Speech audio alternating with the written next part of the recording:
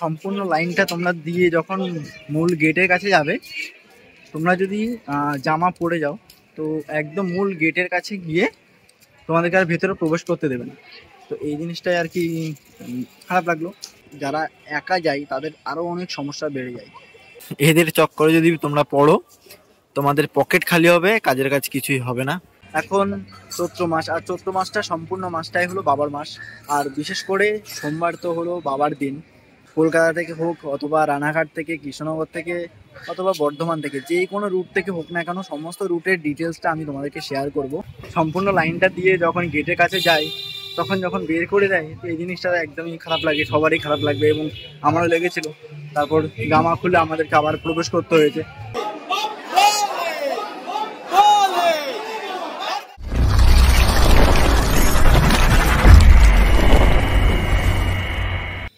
কেমন আছো তোমরা সবাই? আশা করবো খুব ভালো আছো, সুস্থ আছো। হ্যাঁ, থাম্বনেল টাইটেল দেখে বুঝতে পেরেছো আমরা কোথায় যাচ্ছি 2024 সালে তারকেশ্বর।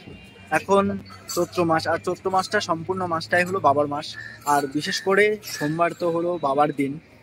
তো ভাবলাম চৈত্র মাস যেহেতু পড়ে গেছে তোমাদেরকে দেখিয়ে দিই তোমরা কিভাবে কলকাতা থেকে হোক অথবা রানাঘাট থেকে, কৃষ্ণনগর থেকে অথবা বর্ধমান থেকে, যে কোনো রুট থেকে হোক না কেন, সমস্ত রুটের ডিটেলসটা আমি তোমাদেরকে শেয়ার করব। আর একটা ভিডিওটাই কিন্তু শেয়ার করবো। সম্পূর্ণ ভিডিওটা এই জন্য দেখার অনুরোধ রইল।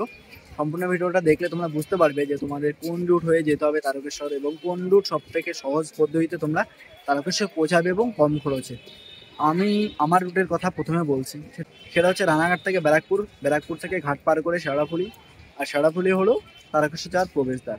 সেকেন্ড রুটটা হলো নৈহাটি ব্যান্ডেল, নৈহাটি ব্যান্ডেল হয়ে আমরা শেওড়াফুলি চলে আসলাম।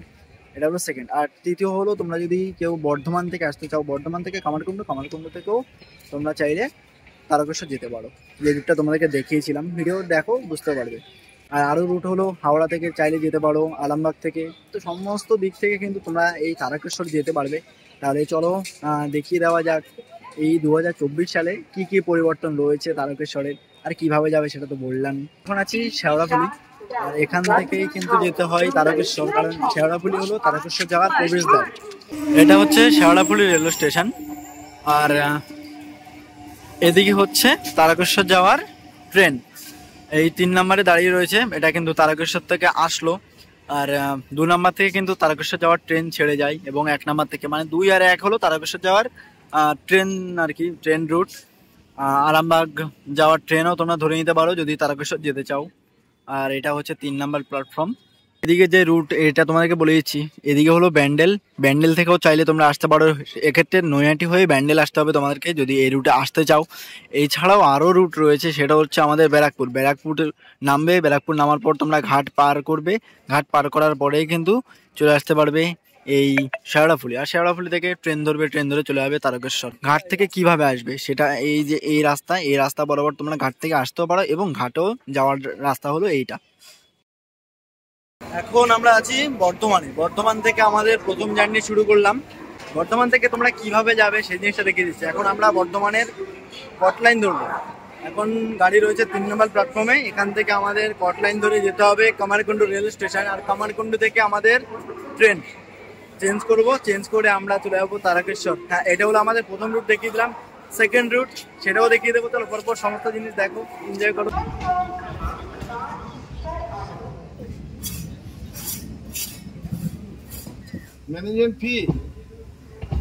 এই হচ্ছে কামারকুণ্ডু রেল স্টেশন, এটা সোজা চলে গেছে বর্ধমান, আর এটা সোজা চলে গেছে আরামবাগ, এটা হলো উপরে।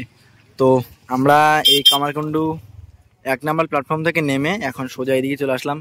এই যদি তোমরা 1 নম্বর প্ল্যাটফর্মে যাও এক্ষেত্রে তোমরা হাওড়ার দিকে যেতে পারবে, অর্থাৎ শেওড়াফুলি।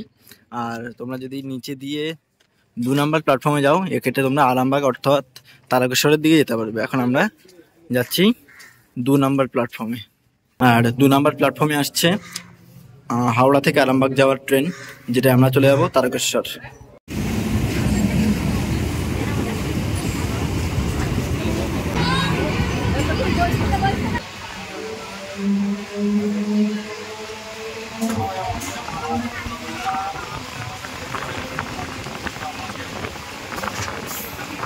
ঘড়িতে এখন সময় 11টা বেজে 29 মিনিট। ফাইনালি এসে আমরা পৌঁছে গেছি বাবার ধাম তারকেশ্বর। আর এখানে এসেই দেখতে পাচ্ছি স্টেশনে কিন্তু কাজ রীতিমতো চলছে। এটা হচ্ছে 2 নাম্বার প্ল্যাটফর্ম, আর আমাদের গাড়ি দিয়েছিল 3-এ। এবার আমরা ওভারব্রিজ করে 1-এ যাব। আর তোমরা যখন তারকেশ্বর আসবে, এই দেখো এই সমস্ত যে পান্ডাগুলো আছে এদের থেকে একটু সাবধানে থাকবে, বাস এটাই তোমাদেরকে জানিয়ে দিলাম। কারণ এদের চক্করে যদি তোমরা পড়ো, তোমাদের পকেট খালি হবে, কাজের কাজ কিছুই হবে না। এই হচ্ছে তারকেশ্বর স্টেশন, বা বাইরে বেরিয়ে এসেছি। আর বাইরে বেরিয়ে আসলে একদম সোজা রাস্তা, ভিড় আছে এবং কাজ চলছে, যার কারণে অনেকটাই ভিড় বেশি মনে হচ্ছে। আর এদিকে রয়েছে ওয়েটিং রুম তারকেশ্বরের। এখন এই সোজা রাস্তা বরাবর আমরা এগিয়ে যাব। এই যে সামনে স্টেশন থেকে কিছুটা সামনে আসলে এখানে কিন্তু দেওয়াই রয়েছে মন্দির যাওয়ার রাস্তা। আর এই জিনিসটা কিন্তু তারকেশ্বরের পৌরসভার পক্ষ থেকে কিন্তু দেওয়া হয়েছে। চাইলে সোজা রাস্তা ধরেও যেতে পারো, তবে এই রাস্তা ধরেই আমরা যাব। দেখো রাস্তা দিয়ে যখন যাচ্ছি তোমরা বুঝতেই পারবে, দেখো রাস্তাটা এত সুন্দরভাবে তৈরি করা আছে পৌরসভার পক্ষ থেকে। এবার আমরা ডান দিকে যেতে হবে আমাদেরকে। আর এটা হলো তারকেশ্বর স্টেশন রোড। এখানে রয়েছে তারকেশ্বর উচ্চ বিদ্যালয়। এবার উচ্চ বিদ্যালয়ের সামনে থেকে আমরা লেফট অর্থাৎ বাম দিকে যাব। আর বাম দিকে গেলেই কিন্তু দেখতে পাচ্ছি নেতাজি সুভাষচন্দ্র বসু তোরণ। আর এই গেটটাকে অতিক্রম করলে সামনে রয়েছে রাজবাড়ি। দেখো যেহেতু চৈত্র মাস পড়ে গেছে, আর এই চৈত্র মাস কিন্তু হলো বাবার সময়, বিশেষ করে সোমবার। আর এই সময়টাই কিন্তু ভিড় অনেকটাই বেশি থাকবে। তোমাদেরকে আমি দেখিয়ে দিয়েছিলাম তোমরা কিভাবে এই তারকেশ্বর এসে পৌঁছাবে। তোমাদেরকে অনেকগুলো রুট দেখিয়েছি, আর এখন ভালোভাবে দেখিয়ে দিচ্ছি যে কিভাবে তোমরা যাবে, কোন রুটটাকে ফলো করবে, যার জন্য ডিটেলস ভালোভাবে কিন্তু দেখিয়ে দেওয়ার চেষ্টা করছি। এটা হলো সেই রাজবাড়ি। এখানে দুপুরবেলা কিন্তু ভোগ খাওয়ানো হয় মাত্র 60 টাকার বিনিময়ে। তোমরা এখানকার যেই ভোগ আছে সেই ভোগটা কিন্তু খেয়ে নিতে পারো। যদি এই রাজবাড়ির ভোগ খেতে চাও তাহলে কিন্তু তোমাদেরকে আগে কুপন সংগ্রহ করতে হবে রাজবাড়ির ভিতরে প্রবেশ করে। আর রাজবাড়ির সামনে দিয়ে কিন্তু আমরা এগিয়ে যাচ্ছি মন্দিরের উদ্দেশ্যে। এটা হচ্ছে মন্দিরে যাওয়ার রাস্তা। আর এখানে রয়েছে বিশ্রামাগার, তোমরা চাইলে কিছুক্ষণ বিশ্রাম করতে পারো এখানে। এখানে তোমরা অনেক দোকান পেয়ে যাবে, চাইলে এখান থেকে তোমরা পুজোর যে সামগ্রী আছে জিনিসগুলো কিনতে পারো। ডালা কত করে আছে? আচ্ছা, মানে কত থেকে শুরু? 50 টাকা থেকে শুরু। আর ডালা নিতে গেলে আপনার জুতো ব্যাগ এখানেই রাখতে পারবো। আচ্ছা, 50 টাকা, ঠিক আছে। তো তোমরা 50 টাকা দিয়ে কিন্তু চাইলে এখান থেকে তোমরা ডালা নিয়ে নিতে পারো। আর এটাই হলো সেই পবিত্র দুধ পুকুর, যেখানে সবাই কিন্তু স্নান করছে। আর তার পাশেই রয়েছে মূল মন্দির। এবার তোমাদেরকে আমরা ওই মেন গেটে চলে যাবো, চলো। আমি 1 নাম্বার গেট হয়ে কিন্তু ভেতরে প্রবেশ করেছি, আর এটা হচ্ছে 3 নাম্বার গেট। এবার মন্দিরে প্রবেশ করব, তার আগে আমি এখান থেকে জল নিয়ে নিচ্ছি।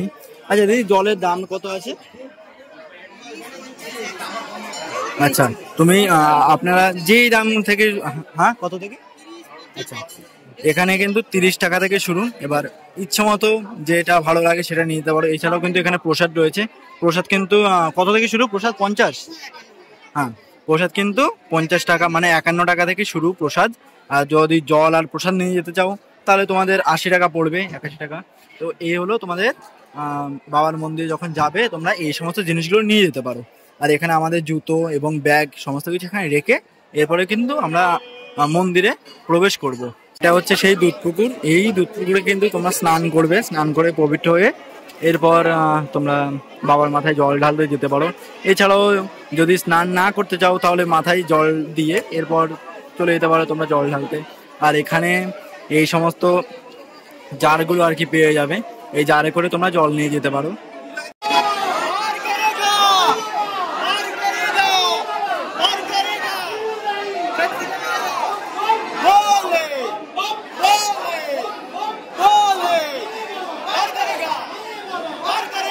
দেখো বাইরে কিন্তু কোথাও আমি পোস্টার দেখতে পাচ্ছি না, তবে মন্দিরের ভেতরে লাইন দিয়ে তোমরা যখন প্রবেশ করবে এরপর তোমরা যদি জামা না খুলে যাও এক্ষেত্রে কিন্তু তোমাদেরকে বাইরে বের করে দেওয়া হবে, কারণ জামা খুলে তবেই ভেতরে আর কি প্রবেশ করতে পারবে। এটা হলো নতুন নিয়ম, জানি না এই নিয়মটা কোথায় লেখা আছে। তো জিনিসটা নিয়ম ঠিক আছে, মানা যায়, তবে এখানে যদি এই যে মহিলা লাইন এর পাশে যদি দেওয়া থাকতো যে জামা খুলে ভেতরে প্রবেশ করুন, জিনিসটা কিন্তু অনেকটা ভালো হতো। কারণ সবাই যখন এত কষ্ট করে লাইন দিয়ে ভেতরে প্রবেশ করে, একদম গেটের মুখে তোমাদেরকে বের করে দেওয়া হয় যখন তোমরা এই জামা পরে যাও। তো এই জিনিসটা ঠিক করা উচিত। জল ঢালা সম্পূর্ণ করে বেরিয়ে আসলাম, বেশি সময় লাগেনি, ব্যবস্থা সব ঠিকঠাক আছে। শুধু একটা জিনিসই আর কি ভালো লাগেনি, সেটা হচ্ছে এই সম্পূর্ণ লাইনটা তোমরা দিয়ে যখন মূল গেটের কাছে যাবে, তোমরা যদি জামা পরে যাও তো একদম মূল গেটের কাছে গিয়ে তোমাদেরকে আর ভেতরে প্রবেশ করতে দেবে না। তো এই জিনিসটাই আর কি খারাপ লাগলো। আগেই কিন্তু মেনশন করে রাখতে পারতো কোথাও যে ভেতরে জামা পরে ছেলেরা জামা পরে অ্যালাউ নেই বা প্রবেশ নিষেধ। এই জিনিসটা বলা উচিত ছিল, কারণ সবাই তো সম্পূর্ণ লাইনটা দিয়ে যখন গেটের কাছে যায় তখন যখন বের করে দেয়, তো এই জিনিসটা একদমই খারাপ লাগে, সবারই খারাপ লাগবে এবং আমারও লেগেছিল। তারপর জামা খুলে আমাদেরকে আবার প্রবেশ করতে হয়েছে। তো এই জিনিসটা যদি আগে থেকে মেনশন করা থাকতো তাহলে কিন্তু আর এই জিনিসটা হতো না। এবার আমরা স্টেশনের কাছে চলে এসেছি। চাইলে এবার খাওয়া দাওয়া তোমরা করে নিতে পারো। স্টেশনের আশেপাশে অনেক হোটেল রয়েছে খাওয়ার জন্য, এবং থাকার জন্য কিন্তু এখানে কোনো হোটেলের অভাব নেই, অনেক হোটেল পেয়ে যাবে। তাই আর এগুলো দেখালাম না, কারণ এগুলো তোমরা একদিনেই পুজো দিয়ে আবার তোমরা চলে যাও, তাই জন্য হোটেল দেখানোর কোনো মানে নেই। খাওয়া দাওয়া করার জন্য অনেক জায়গা রয়েছে, যে কোনো জায়গায় তোমরা খাওয়া দাওয়া করতে পারো। এবার চলে এসেছি স্টেশনের কাছে, এবার আমাদের টিকিট করতে হবে। এখন সময় 12:38 হয়ে গেছে। তাহলে কেমন লাগলো তোমাদের আজকের এই ভিডিওটি যদি ভালো লেগে থাকে লাইক কমেন্ট শেয়ার সাবস্ক্রাইব করতে ভুলবে না। দেখা হবে তোমাদের সাথে নতুন কোনো ভিডিওতে। শেরাফুলি থেকে শুরু করলাম আমাদের ভিডিও, আর এই শেরাফুলিতে শেষ করলাম আজকে আমাদের এই ভিডিওটি। ভালো থাকবে, সুস্থ থাকবে, নিজের খেয়াল রাখবে। আচ্ছা।